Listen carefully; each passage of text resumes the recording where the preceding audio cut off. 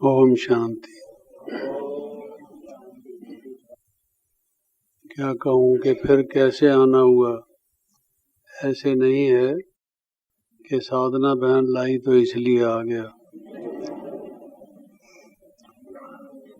आप सबका जो प्रेम है वो ले आया।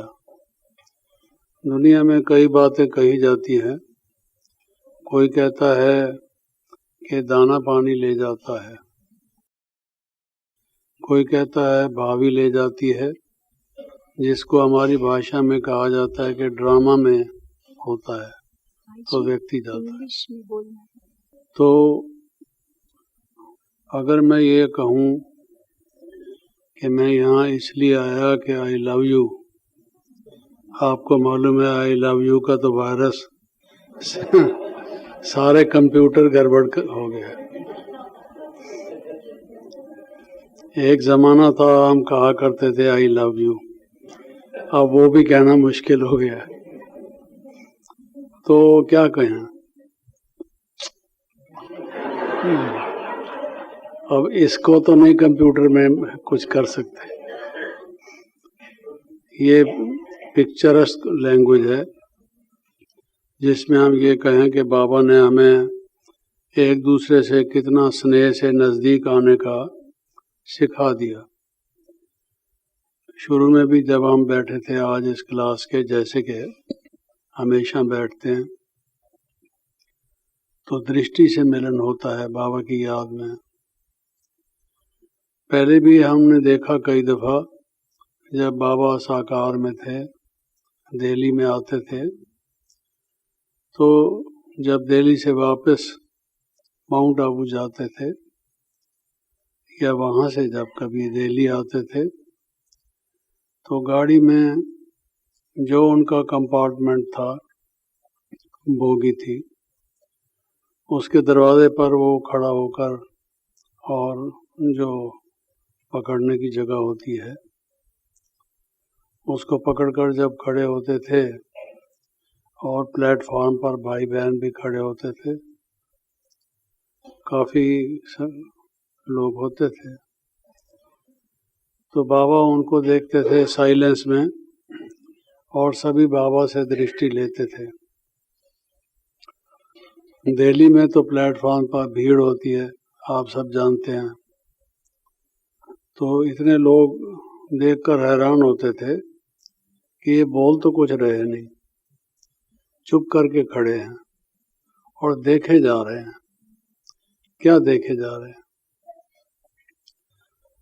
थोड़ी देर रुकते थे कि सुने देखें ये क्या बोलते हैं, लेकिन कुछ बोला नहीं जाता था। चुपके ही चुपके मुलाकात होती थी, नैन मुलाकात जिसको कहा जाता है। ये बाबा ने सिखा दिया कि आत्मिक दृष्टि से देखो, आत्मा के स्वरूप में स्थित होकर सबको आत्मिक दृष्टि से देखो। ये पहली प्रैक्टिस कराई, इससे बहुत परिवर्तन जीवन में आता है। जितने भी मनोविकार हैं उन सब पर पूर्ण विजय प्राप्त की जा सकती है अगर इसमें हमारी प्रैक्टिस अच्छी हो। कि जब किसी से मिलते हैं, कुछ बोलते हैं, कुछ कहते हैं, उससे पहले हम अलर्ट हो जाएं, अपने को चेक करें कि हम देह की स्थिति में हैं और जिसको देख रहे हैं देहधारी देह को देख रहे हैं, या आत्मिक स्थिति में हैं और देह में जो आत्मा है हम आत्मा को देख रहे हैं। बहुत फर्क पड़ता है, इससे जीवन में बहुत ज़्यादा परिवर्तन आता है। इस पहली प्रैक्टिस में भी हम लोग अभी तक परफेक्ट नहीं हुए। ये हमारे पुरुषार्थ की बुनियाद है। तो बाबा ने कितनी अच्छी अच्छी बातें हमें बताई जो बड़ी सिंपल हैं, सरल हैं, देखने में ऐसा लगता है खास कुछ नहीं है, लेकिन वो परिवर्तनकारी हैं। ज्ञान में आने से पहले भी हम सुनते थे कि कर्म से मनुष्य को फल मिलता है। सुख और दुख कर्म के आधार पर मिलते हैं। जैसा करोगे वैसा भरोगे, वैसा पाओगे। As you do, so shall you get। तो जैसा कर्म की ये जो सिद्धांत है, लॉ ऑफ कर्मा, कर्म का सिद्धांत भारत में मशहूर है। मैं पहली बार जब ऑस्ट्रेलिया में 71 में गया तो वहाँ सिडनी में एक यूनिवर्सिटी में मेरा लेक्चर था। फिलॉसफी के स्टूडेंट्स थे और प्रोफेसर्स थे। तो जो डिपार्टमेंट का हेड था उसने जब मुझे इंट्रोड्यूस कराया ऑडियंस को, तो उसने कहा कि look here the karma philosophy, it is the land from where he comes. ये व्यक्ति भारत से आया है। आपको मालूम है, आपने सुना है, भारत का एक विशेष जो सिद्धांत प्रसिद्ध है विश्व में, वो भारत ने विश्व को कर्म का सिद्धांत दिया है। ये व्यक्ति वहां से आया है। तो लोग ये समझते हैं कि पुनर्जन्म और कर्म का सिद्धांत ये भारत की देन है विश्व के दर्शन को, फिलॉसफी को। लेकिन बाबा ने हमें क्या बताया है कि बच्चे, जो संकल्प है ये कर्म का भी बीज है। फल संकल्प से मिलता है। जैसा संकल्प करोगे वैसा कर्म होगा, और जैसा कर्म होगा वैसा फल मिलेगा। ये बात तो ठीक है कि जैसा कर्म होगा वैसा फल मिलेगा, लेकिन कर्म भी कैसा होगा? जैसा आपका संकल्प होगा। इसलिए बाबा ने कहा बच्चे कर्म पर ध्यान दो, संकल्प पर ध्यान दो। जब तक संकल्प आपके ठीक नहीं होंगे, पहले कोशिश करते रहे कर्म ठीक करें। मन में हलचल, कंफ्यूजन, उलझन, कुछ प्रश्न जिनका समाधान नहीं, और कोशिश करते रहे कर्म को ठीक करने की। लेकिन कर्म भी ठीक तब होगा जब हमारे संकल्प ठीक होंगे। उसके लिए बाबा ने कहा बच्चे पॉजिटिव थिंकिंग करो। संकल्पों का जो है लीकेज, वेस्टेज, ये बंद करो। बहुत शक्ति, बहुत एनर्जी अपनी वेस्ट करते हो, ये बचाओ। आजकल कंजर्वेशन के लिए बहुत कोशिश होती है सब जगह। तो ये जो शक्ति है इसको प्रिजर्व करो, कंजर्व करो। आत्मा निर्बल हो चुकी है। क्यों? क्योंकि लोग खुद ही कहते हैं कि ये मन दौड़ता रहता है, चंचल है, काबू में आता नहीं है। तो अब ऐसा कहना ज्ञानवान के लिए शोभा देता नहीं है। बाबा ने हमको ज्ञानवान बनाया है, योगी बनाया है। योगी का अपने चित्त पर कंट्रोल होता है, नियंत्रण होता है। उसकी मर्जी है, जो सोचना चाहे, जब सोचना चाहे, जब ना सोचना चाहे, जिस बात और को जैसे सोचना चाहे। इसको माइंड कंट्रोल कहा जाता है, जो लोगों का नहीं है। और हमें ये बाबा ने विशेष वरदान दिया है। बहुत बड़ा वरदान है, बहुत बड़ा वरदान है। बहुत दफा हम कहते हैं हे प्रभु हमें कोई वरदान दो। जिसका जो इष्ट है देवी देवता, उसके सामने बैठकर कहता है हे देवी, हे देवता, मुझे वरदान दो। ये वरदान है। मन पर control, greatest power on earth. जिसका मन पर पूरा कंट्रोल हो जाए, अगर वो बारिश हो रही है और वो कहे स्टॉप, तो स्टॉप हो जाए। जाती हुई रेलगाड़ी रुक जाए, रुकी हुई रेलगाड़ी चल पड़े। लेकिन हमारा योग ऐसा है, हम इन सिद्धियों की कोशिश नहीं करते, ना हमें ये चाहिए। बाबा ने कहा है ये सोने की जंजीरें हैं। ये भटक जाता है मनुष्य अपने रास्ते से, लेकिन शक्ति इतनी जरूर है। आपने देखा वो जो इसराइल का वो जो भाई है जो यहाँ लंदन में आया था, जिसको आपने देखा प्रैक्टिकली, टीवी पर भी देखा, हम लोगों ने वीडियो पर देखा। तो वो जब कहता है बेंड, तो लोगों के पर्स में पड़ी हुई सुइयां बेंड हो जाती है। जब वो कहता है स्टॉप, चलती हुई घड़ियां रुक जाती हैं। और देखा ना आपने, ये कैसे सिद्धि हुई उसकी? मन की एकाग्रता से, मन पर कंट्रोल से। लेकिन इसका फायदा क्या हुआ? और ही लोगों की चाबियां टेढ़ी कर दी, उसका क्या फायदा हुआ बताइए? अच्छा, और चलती हुई घड़ियां रोक दी, अब उनको जाना पड़ेगा घड़ी साज के पास, भाई इसको ठीक कर, उसका क्या फायदा? बात तो यह है कि जो बिगड़ी हुई चीज है उसको बनाया जाए, बजाय इसके कि जो बनी हुई चीज है उसको बिगाड़ा जाए, उसका क्या फायदा हुआ? भगवान को तो कहते हैं भाई बिगड़ी को बनाने वाला है। तो ऐसी सिद्धि मन में आती है, जो हम सोचेंगे वो होगा। इसलिए देवी देवताओं की पूजा करते हैं, उनके पास जाते हैं।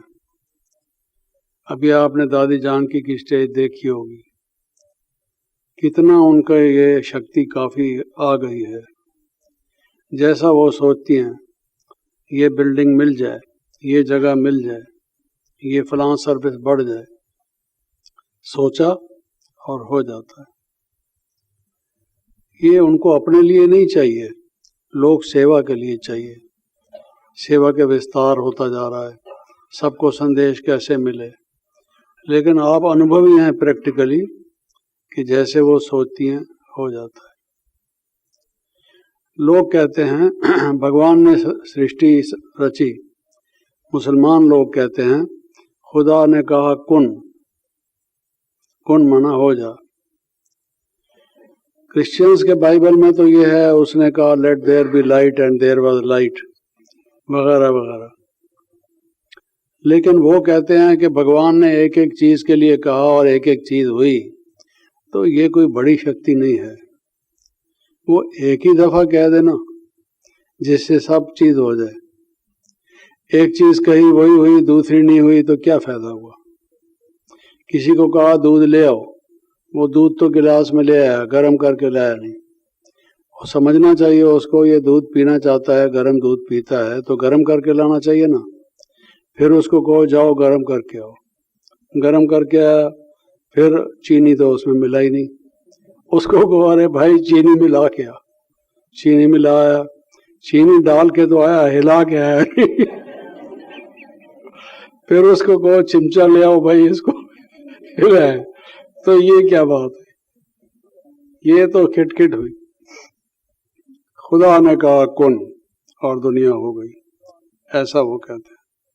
खुदा ने कहा, लेकिन खुद आ, जब खुद आता है वो परमात्मा, तो जो उसके बच्चे हैं उन बच्चों को क्या सिद्धि आती है? जो वो सोचे वो होगा, हुआ ही पड़ा है।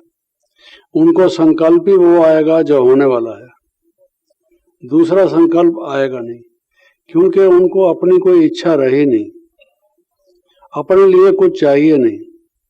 बाबा मिल गया तो सब कुछ मिल गया।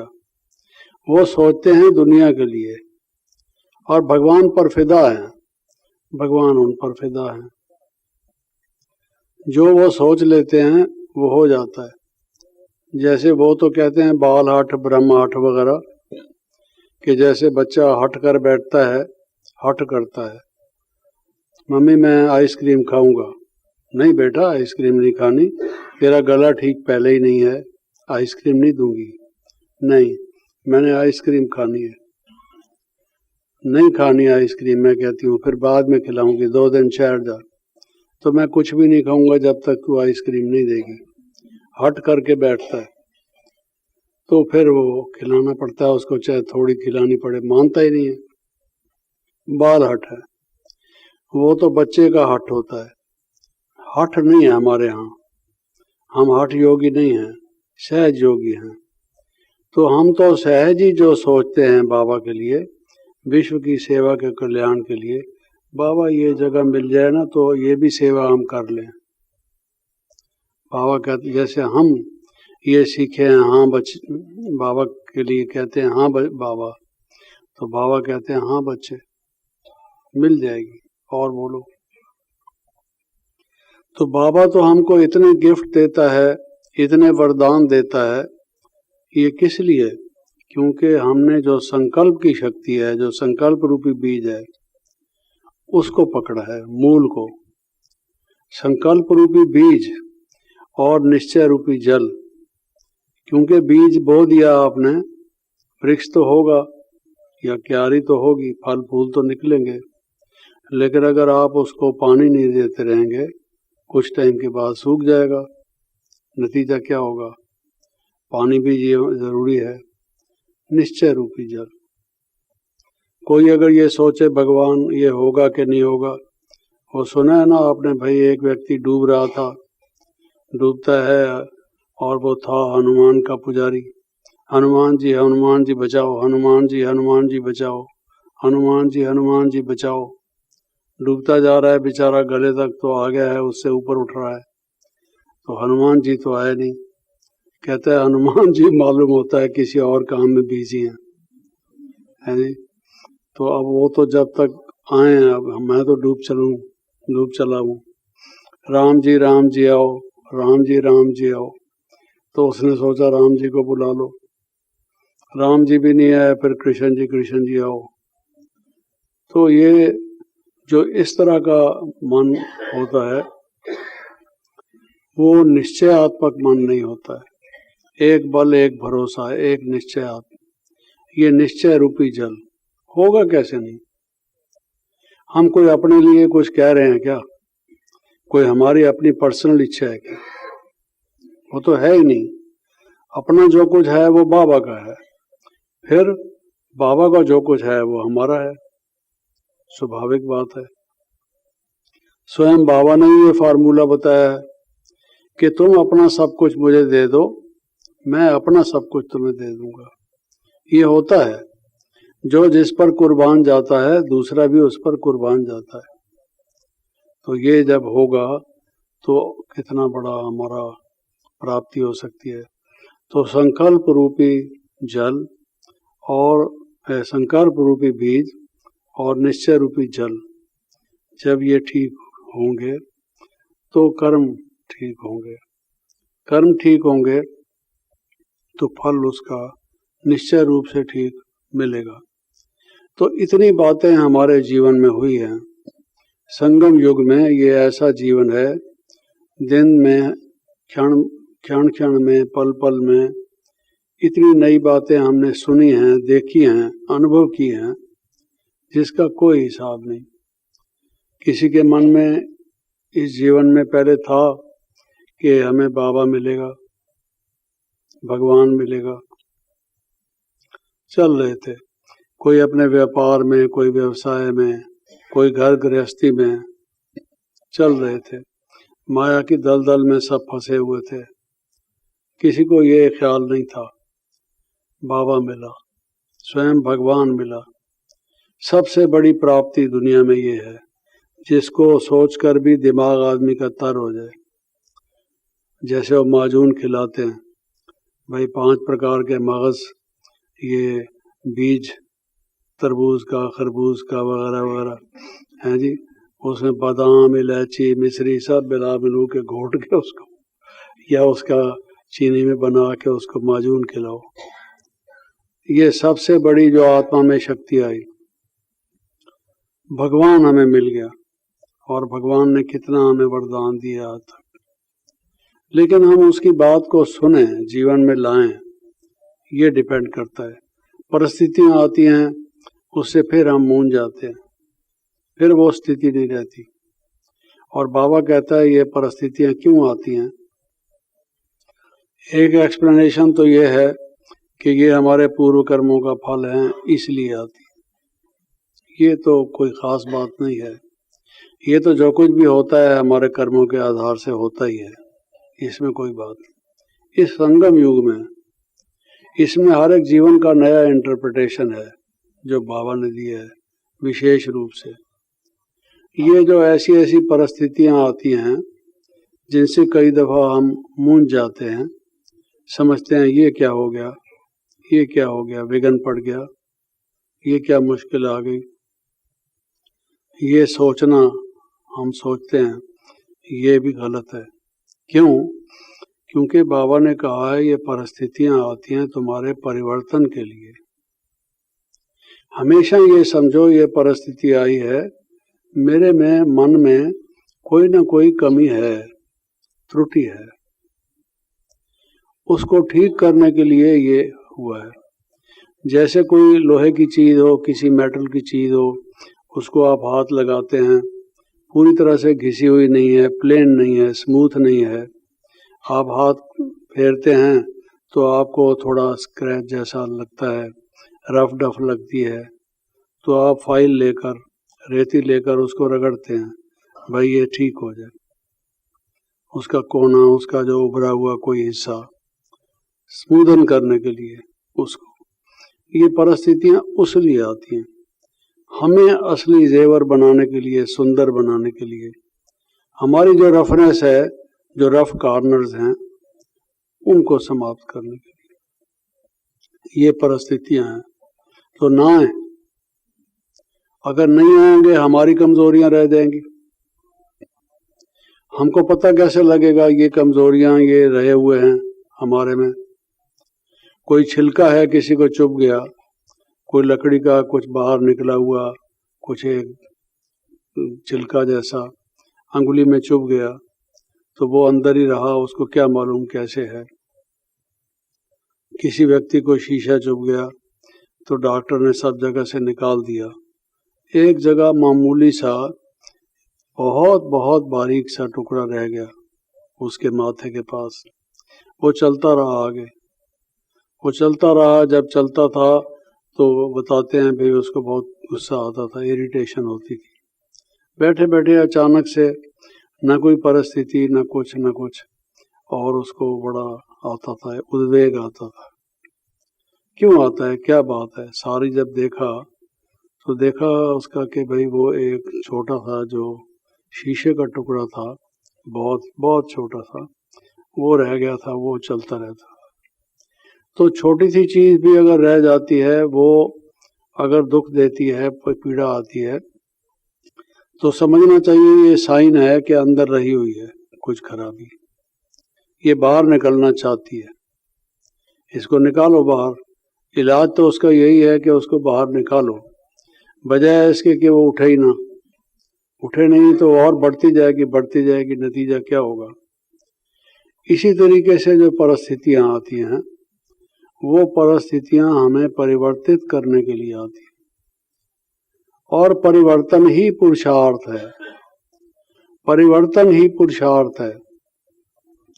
जो परिवर्तित होने का पुरुषार्थ नहीं करते वो पिछड़ जाते हैं, पीछे रह जाते हैं। बहुत से भाई बहन कहते हैं हम आगे कैसे बढ़ें, आगे कैसे बढ़ें? पुरुषार्थ करो। क्या पुरुषार्थ करो? अपने में परिवर्तन लाओ। किस बात का परिवर्तन लाएं? जो कमियां रही हुई हैं, कमजोरियां रही हुई हैं, उनको हटाने का हम पुरुषार्थ करें। तो ये जो परिस्थितियां आती हैं, ये उनको हमारे सामने लाती हैं कि ये आप में रहा हुआ है, इसको ठीक करो। तो वो तो अच्छा ही है ना। तो ये परिवर्तित हम होते रहें और यही पुरुषार्थ करते रहें, तो बाबा कहते हैं कि फिर आपकी उड़ती कला होगी। उड़ती कला वाला जो है उसको ये चीजें नहीं खास मालूम पड़ती। जो उड़ रहा हो ऊपर हवाई जहाज में, नीचे अगर काफी कोई रास्ता खराब भी है, पानी आया हुआ है काफी, उसको क्रॉस करना तो आम आदमी के लिए मुश्किल है, उसके लिए तो वो विघ्न है, कठिनाई है। लेकिन जो उड़ रहा है उसके लिए क्या कठिनाई है, क्या विघ्न है? उड़ती कला वाले की निशानी ये है कि जो उसकी परिस्थितियां ऐसी विकराल आएंगी, वो उसको परेशान नहीं होगा, क्योंकि वो तो उनसे ऊंचा उठ चुका, उसको उसका पिंच नहीं होगा, महसूस नहीं होगा, वो उनसे ऊपर उठकर चलेगा। जो थर्ड ग्रेड का होगा, क्योंकि बाबा ने एक मुरली में कहा था इस पढ़ाई में भी 3 डिवीजन है। 3 सर्टिफिकेट कौन से लेने हैं वो भी आपको याद होंगे, बाबा ने बताया कौन सी डिग्री लेनी है इस यूनिवर्सिटी से, और उसके डिवीजन कौन से हैं, first division, second division, third division. Third division को आमतौर से लोग रॉयल डिवीजन कहते हैं, पता नहीं क्यों, रॉयल वाले शायद थर्ड के होते होंगे, मालूम नहीं। तो वो 3 तो हैं ही। पहले डिवीजन वाले वो हैं जिनको बाबा कहता है कि जो उड़ती कला के,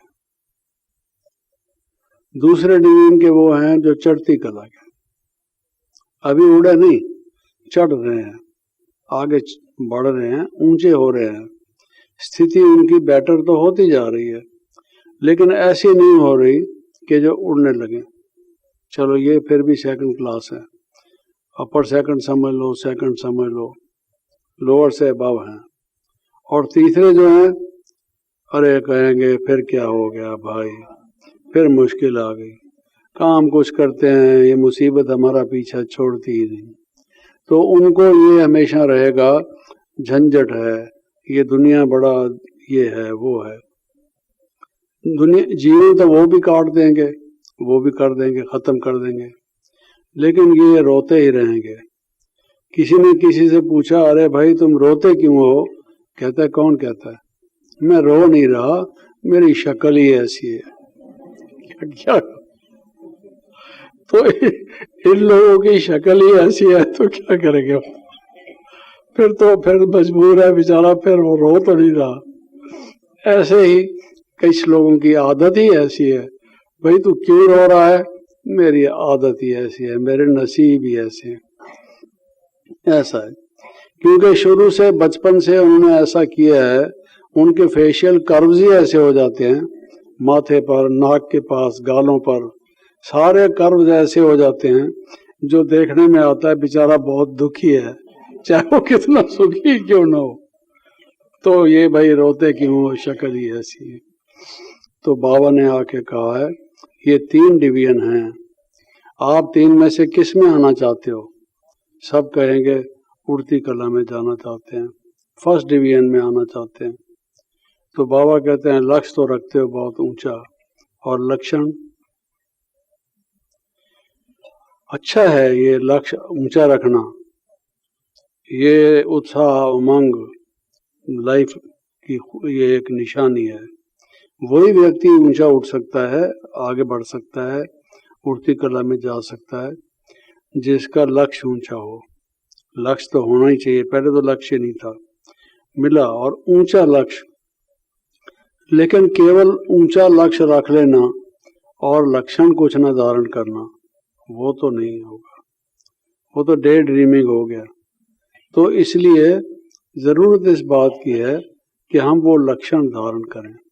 जब वैसे लक्षण धारण करेंगे, लक्ष्य भी ऊंचा रखेंगे, और इन परिस्थितियों को अपने पुरुषार्थ के लिए साधन मानेंगे, और उसमें संकल्पों को हम बीज, और जो दृढ़ निश्चय है उसको संकल्प समझेंगे, और स्वयं को बड़ा खुशकिस्मत समझ करके भगवान हमें मिल गए, ऐसा मानकर जीवन में सदा खुश रहेंगे, तो फर्स्ट डिवीजन में आएंगे। बाकी आप सबसे मिलकर बहुत खुशी हुई, इसमें संदेह की बात नहीं है, क्योंकि आमतौर से हमारे यहाँ योग की भट्ठी की बात होती है, भट्ठी करनी है। मैं समझता हूँ कि भट्टियाँ हमारी 4 किस्म की होती हैं, 4 नहीं तो 3 किस्म की तो होती ही हैं। एक तो ज्ञान की भट्ठी होती है, जिसमें अज्ञान का कोई संकल्प ना आए, ज्ञान के संकल्प आए, और ज्ञान की गहराई में हम उतरते जाएं, ज्ञान की हर एक बात का अनुभव करते जाएं। ड्रामा है, एक ड्रामा का पॉइंट भी समझने में व्यक्ति साइलेंस में रह के, भट्ठी में बैठ के उस बात पर विचार करे, उसकी गहराई में जाए, इत्यादि। इस प्रकार से ज्ञान की भट्ठी है। योग की भट्ठी तो आपके अनुभवी हैं, मधुबन में जाते हैं, यहाँ करते हैं। इसी तरह से दिव्य गुणों की भट्ठी है कि आप ये सोच लें कि एक हफ्ता मैं जो भी ये दिव्य गुण हैं उनको धारण करूंगा, किसी भी हालत में कुछ भी हो जाए, चाहे मुझे व्यापार से व्यवसाय से छुट्टी करनी पड़े, जैसे एक बीमार व्यक्ति बेड में होता है ऐसे ही मुझे बाहर भी ना जाकर घर में अपने कमरे में ही रहना पड़े, कुछ भी हो, लेकिन इस एक हफ्ता मैंने अपने मन में कोई भी अशुद्ध संकल्प नहीं आने देना है। ये मेरा बिल्कुल पक्का संकल्प है। पॉजिटिव ही सोचना है, किसी की बुराई को सोचना नहीं, हर एक के लिए भला सोचना है। सबसे मेरी मित्रता है, सबसे मेरा स्नेह है। ये गुणों का संकल्प, गुणों की भट्ठी है। तो ये इस तरह की भट्ठी की जरूरत होती है, सब तरह की। और हम समझते हैं कि ये जो लंदन है, ये लंदन में सब भट्ठी एक साथ चलती है। जहाँ दादी जानकी बैठी हैं, साक्षात गुणों की भी मूर्त हैं, योग के भी अभ्यास में कितना महान है और ज्ञान की गहराई में भी कितने हैं। तो उनके अंग संग, उनके साथ रहते हुए जो ये आपको मौका मिलता है, हम लोग भी मौका लेने के लिए यहाँ आ जाते हैं। बाबा कोई ना कोई निमित्त कारण बना देता है, तो ये भट्टियां कर जाते हैं। तो हम आए हैं इस ख्याल से कि भाई हम थोड़ा सा भट्टी करके आए। ठीक है ना। ओम शांति।